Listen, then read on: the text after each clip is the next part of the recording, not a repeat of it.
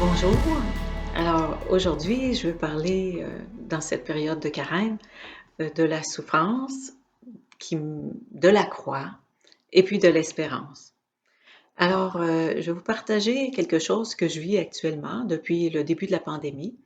C'est que depuis le début de la pandémie, bon, au début, j'étais la première moitié en télétravail, puis après ça, là, je suis tombée à la retraite.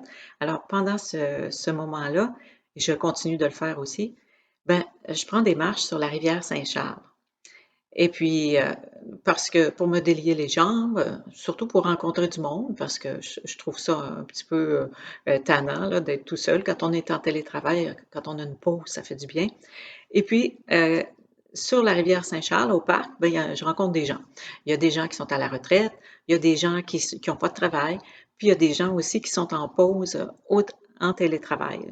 Et puis là, j'ai commencé à dire bonjour à tout le monde que je croise. Je dis bonjour à toutes les deux, trois personnes, ou bien je fais un sourire, et puis les gens me répondent. Et puis, j'ai trouvé ça vraiment sympathique, parce que moi, j'avais besoin de voir du monde. Et puis, quand les gens me répondent, ben, il se passe quelque chose. C'est que c'est pas juste un bonjour, ça arrive souvent qu'on commence à jaser. Alors, des fois, ça va être des jasettes de 10 minutes, ça peut aller même jusqu'à 1 heure. Puis, il y a beaucoup de personnes qui vont commencer à raconter toutes sortes de choses qui sont vraiment personnelles. Moi, c'est la première fois que je les vois. Et puis, ils me racontent, par exemple, leurs problèmes avec la belle-sœur, par exemple, puis tout en détail. Ça m'impressionne. Et puis, j'écoute. Parce que souvent, les gens ont comme un trop-plein à l'intérieur, puis ils veulent pas le raconter à leur belle-sœur que ça va pas bien avec leur belle-sœur. Alors, ils se confient à une étrangère. Et puis moi, ben, j'offre ça.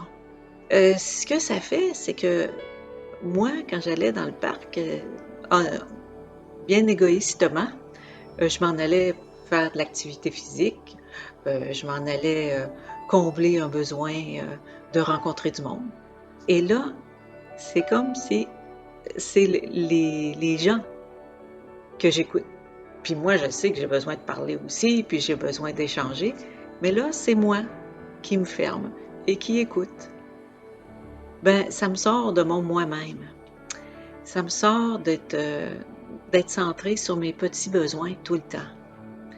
Puis je trouve que pendant le temps du carême, en fait, on est invité à ça toute l'année, c'est de sortir de nous-mêmes et de nous tourner vers l'autre.